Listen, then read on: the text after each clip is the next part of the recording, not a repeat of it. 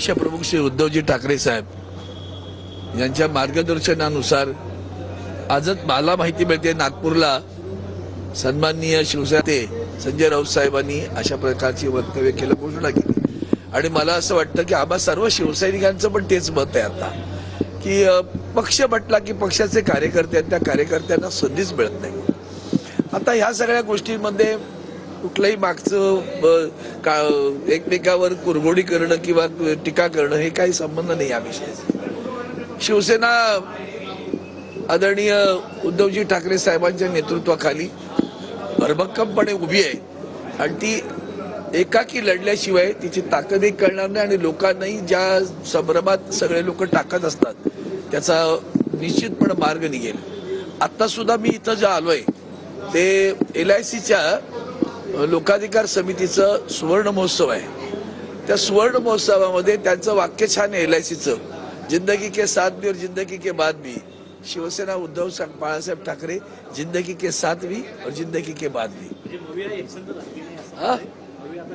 असं त्याचा अर्थ नाहीये. प्रश्न असा की लोकसभा आणि विधानसभेला त्याची आवश्यकता, लोकसभेत खास आवश्यकता होती, विधानसभेलाही तशी आवश्यकता होती. आता जर आपल्या पक्षाच्या कार्यकर्त्यांना संधी कुठे देऊ शकतो आपण, तर महानगरपालिका, जिल्हा परिषदा, नगरपंचायती.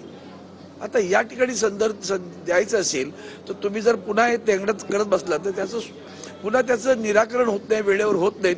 त्यापेक्षा स्वावलंबने उभं राहावं, एकटं लढावं.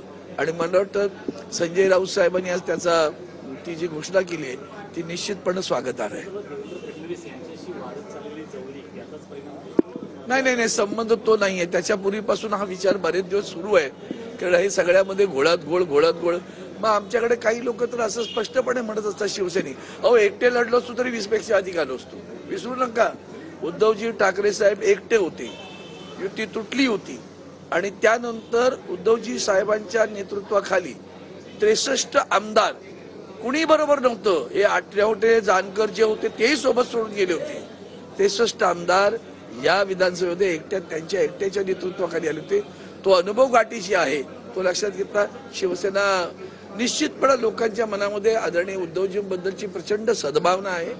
आणि काही शंका त्यांच्या असतात तर त्या शंकांचं निरसन एकटं लढलं का आपोआप होऊन जातं. महायुतीचे तिन्ही पक्ष एकत्र आहेत, सत्तेत आहेत, केंद्रात आहेत, राज्यात आहेत आणि त्यामुळे एकत्रित जाण्याचा प्रचार करणार आहेत. तर सगळं लोकांना असं वाटतं ज्या प्रकारे एकत्र होती तर ताकद जास्त होईल, तर ती ताकद जाईल आणि मतांचं विभाजन. नाही, असं काही नाही. शिवसेनेची ताकद अगोदरही होती. शिवसेना महापालिकेवर जवळजवळ किती वर्ष, 85 पासून तर अधिराज्य करते शिवसेना. तेव्हा कुठे आम्ही एकत्र होतो? तेव्हाही नव्हतो ना. एकाच वेळेला भाजपबरोबर युती झाली, ती झाली नाही बऱ्याच वेळेला. ठीक आहे ना, मराठी माणसाचं अस्मिता, अस्तित्व, महाराष्ट्राचा धर्म आज बुडीत आहे. आता सध्या सारच विकलं गेलंय, भ्रष्टाचार टोकाचा आहे. आणि मग मराठी माणसाच्या अस्तित्वाला, अस्मितेला धक्का लावण्याचा प्रयत्न सत्ताधारी आणि विरोधकांकडून होत असतो.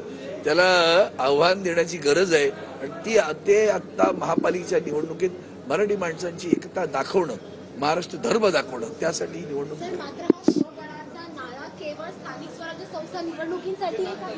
आता जरा जेवढं झालं तेवढं बस झालं. अरविंद सावंतांनी ही महत्त्वाची विधानं केलेली आहेत. लोकसभा आणि विधानसभेलाच एकटं लढायला हवं होतं असं अरविंद सावंत म्हणाले.